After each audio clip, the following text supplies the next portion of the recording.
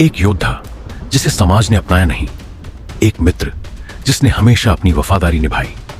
लेकिन क्या आप जानते हैं, उसके जीवन में एक प्रेम कहानी भी थी जो इतिहास के पन्नों से गायब कर दी गई।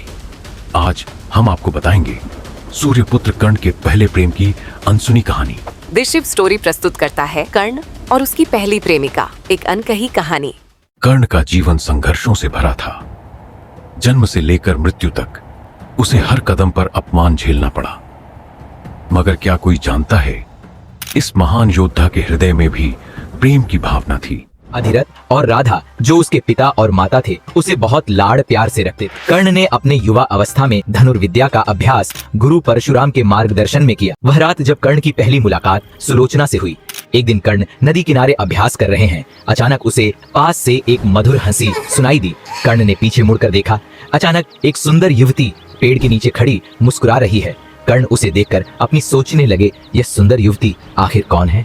यहीं पहली बार कर्ण के जीवन में कोई ऐसा आया जिसने उन्हें केवल योद्धा की तरह नहीं बल्कि एक इंसान की तरह देखा। सुलोचना पास आई और कर्ण से कहा, तुम हमेशा इतने गंभीर क्यों रहते हो, कभी मुस्कुराते नहीं। कर्ण ने हल्की हंसी के साथ उत्तर दिया, जब दुनिया हर कदम पर अपमान दे तो मुस्कुराने की आदत छूट जाती है। सुलोचना के द्वारा पूछे जाने पर कर्ण ने अपने जीवन की सारी बातें उसे बताई। इस तरह वे दिन प्रतिदिन मिलते बातचीत करते थे। धीरे धीरे वे दोनों एक दूसरे को पसंद करने लगे। उनका प्रेम और अधिक गहरा होता गया। एक दिन कर्ण और सुलोचना नदी किनारे बैठकर बातें कर रहे हैं। सुलोचना कर्ण के धनुष को छूकर कहती है कि तुम सिर्फ युद्ध के लिए नहीं बने हो, तुम्हारे अंदर भावनाएं भी हैं। यह कहकर उसे समझाया। कर्ण हल्के से मुस्कुराए। उनकी आंखों में चिंता झलक रही थी। दोनों के बीच एक अजीब सा आकर्षण था, मगर कर्ण को यह झांक था कि समाज कभी इस रिश्ते को स्वीकार नहीं करेगा। एक दिन जब कर्ण और सुलोचना नदी किनारे बैठकर बात कर रहे होते हैं, अचानक कुछ ब्राह्मण सुलोचना को कर्ण के साथ देख लेते हैं और गुस्से में सुलोचना को पकड़ लेते हैं। वे कर्ण से कहते हैं, एक सूत पुत्र से प्रेम,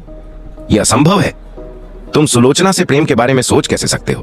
तुम सुलोचना से दूर रहो। ऐसा कहकर वे वहां से सुलोचना को ले जाते हैं। कर्ण की मुट्ठियां भींच जाती हैं, लेकिन वह चुप रहते हैं। कर्ण जानता था कि वह सुलोचना को समाज के बंधनों से मुक्त नहीं कर सकता और शायद सुलोचना भी यह समझ चुकी थी। उस रात सुलोचना घोड़े पर बैठकर जा रही थी। कर्ण उसे दूर खड़ा देख रहा था। सुलोचना सोचती है, अगर तुम क्षत्रिय होते तो क्या हमारी कहानी अलग होती। कर्ण मानो सुन रहा हो, धीमी आवाज में कहता है, शायद।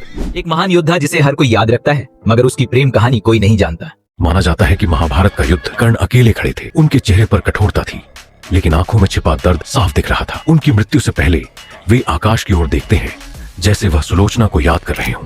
कर्ण आगे बढ़ गए, एक महान योद्धा बने, मगर उनके दिल के किसी कोने में सुलोचना की यादें हमेशा जिंदा रहीं।